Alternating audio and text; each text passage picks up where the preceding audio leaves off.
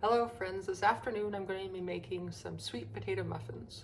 I have a surplus of sweet potatoes in my cupboard and I was trying to think of ways to make them because eating baked sweet potatoes can get really boring for me, and yeah. So I was scrolling through the internet and I found sweet potato muffins and they sounded really good. I actually made them once, I believe it was yesterday. I made a batch. They turned out really good. But these were not repeatable because there's a hodgepodge of flours in them. I basically used whatever leftover flours I had in the freezer, and even then I didn't have enough, and so I topped it off with gluten-free flour, so you can't repeat this one. So I'm going to do it according to their recipe, but they're also calling for 2 cups all-purpose flour, and today I'm going to be using freshly milled flour at home, and it'll be soft white wheat, which is, my understanding is that's what you use for muffins. So that's what I have in my bowl right now. 2 cups of soft white wheat ground. And to start with, we'll have our dry ingredients in one bowl and our wet ingredients in another bowl. Last time with my wet ingredients, I ended up having problems with clumps of brown sugar. So I ended up using an immersion blender to make it really, really smooth, and I think it worked out really well. So I'm going to try that again this time. So in my bowl, I have 2 cups of flour, and then we're going to be mixing in our dry ingredients, which is going to be 2 teaspoons of cinnamon, a half a teaspoon of salt, 1 teaspoon of baking powder, one teaspoon of baking soda. So that goes in, and just whisking that together so everything is well incorporated. You don't have clumps of stuff. I like making muffins because it's just pretty straightforward. Recipes are usually pretty forgiving. So for our wet ingredients, we're going to start out with 1 cup of sweet potato mashed. So I made this last night. Now for the first recipe, I did cubed sweet potato boiling in water, and they had absolutely no sweetness to them. And I don't know if it was the sweet potato itself or just the cooking method. So last night I stuck 1 sweet potato in the oven and just basically forgot about it. And when I was scraping it out, I tasted some and it actually did have some sweetness to it. Because that was one of our comments when I made the batch last night, was the muffins aren't as sweet as we expected them to be. But really the only thing sweetening this recipe is the sweet potato and 2/3 cup of brown sugar. So to this bowl, let's add that. We have 2/3 cup brown sugar.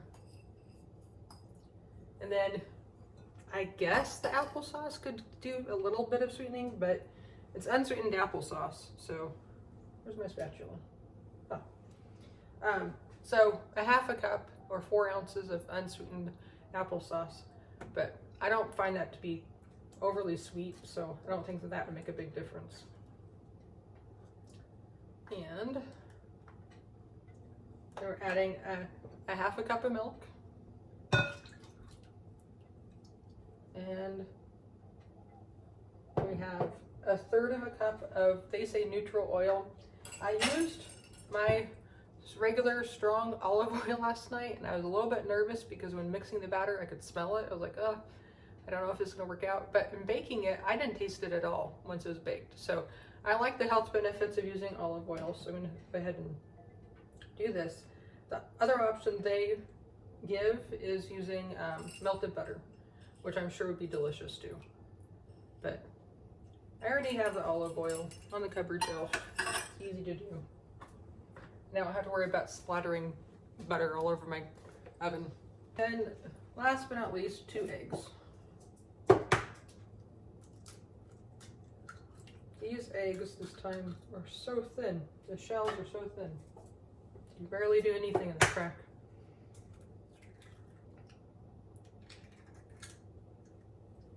Okay, let me throw these away. So I'm not even going to try to whisk this. I'm just going to go straight to the immersion blender because I know that's what I want to do.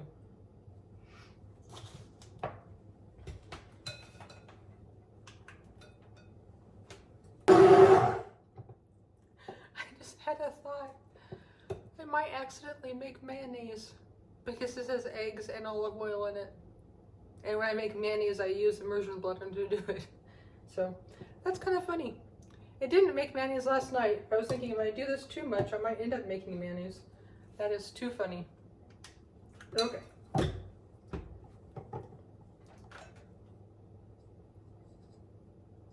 So I do have my oven preheated to 350 degrees.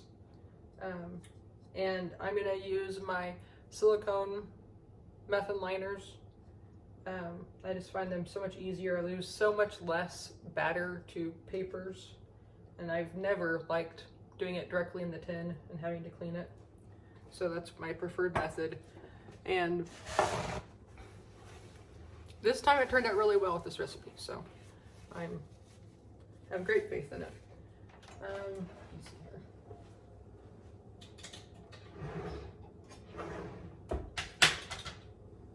Now my muffin tin does tend to be smaller than, I guess, today's muffins. So this recipe says you'll get 12 muffins. I actually got 21. I don't mind getting more. So next it's just pour your wet ingredients into your dry ingredients and mix. And most muffin recipes basically say don't over mix the batter. This says stir until combined. So it doesn't give you any cautions about over mixing or anything. But with soft white wheat, you shouldn't get too much gluten development anyways. That's why you use it for muffins and cookies and cakes. So I'm just gonna mix this up. I suppose this would probably work really well with pumpkin because pumpkin and sweet potato are pretty interchangeable. I love pumpkin spice muffins, but I don't have a surplus of pureed pumpkin on hand. I have a surplus of fresh sweet potatoes. So, and the nice thing is they say, I don't see any reason why it wouldn't be true. They say this muffins will actually freeze for up to 3 months. So my plan is if this works out as nicely as it did last night, I'm probably gonna just continue making them over the next week or so and freeze them.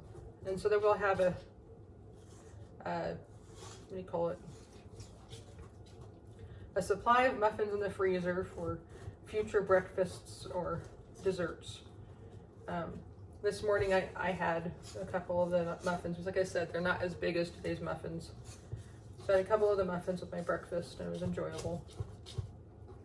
And since it's not overly sweet, you know, you can have it as, you don't feel like you're eating so much of a dessert. And because of the vegetables and the fruit in it, you feel like it's a little more healthier. At least I did. So there's my batter mixed up. And here's my muffin tin.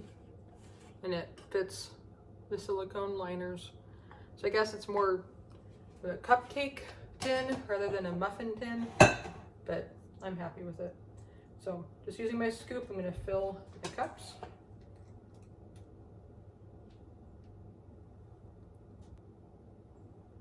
Okay, and they say go ahead and bake for 25 minutes. I found that I needed more like 28 minutes for the toothpick to come out clean, so I'm gonna start with 28 and check it and hope that it's the same as last night. So I'll see you again when they're out of the oven.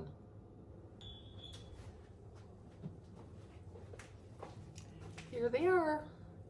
They're a little bit browner than the other ones, so, but the toothpick came out correctly. So I'm thinking that the brownness has to do with the flour. So I'm gonna go ahead and take these out and put the next batch in.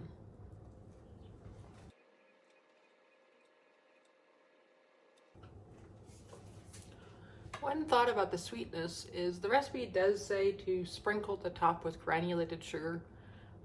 So this next batch I'm gonna do that and see if we can compare. I don't really like adding extra sugar like that, but like I said, last time we tasted it, we're like, wow, it's less sweet than we expected. So I'll give it a try.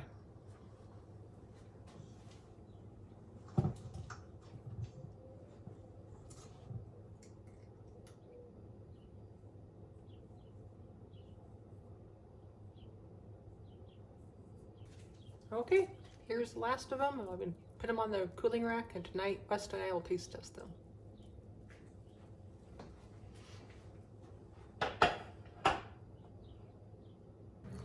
So here we are to try our muffins. We have the non-sugar top and the sugar top, and these are the ones with the freshly milled flour. So you can give it a try. So non-sugar.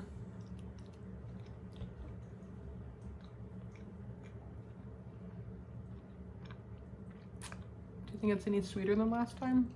No. Okay. And sugar.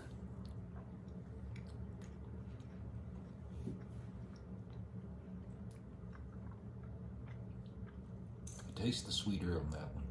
Yeah, it adds a little bit something on top. I don't think it's horrible missing without it, but if you want to include it, you can.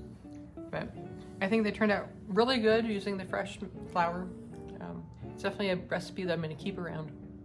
So thank you for joining me this afternoon in the kitchen. And hope you have a good day. And in the meantime, feel free to like and subscribe. We are a new channel. Bye.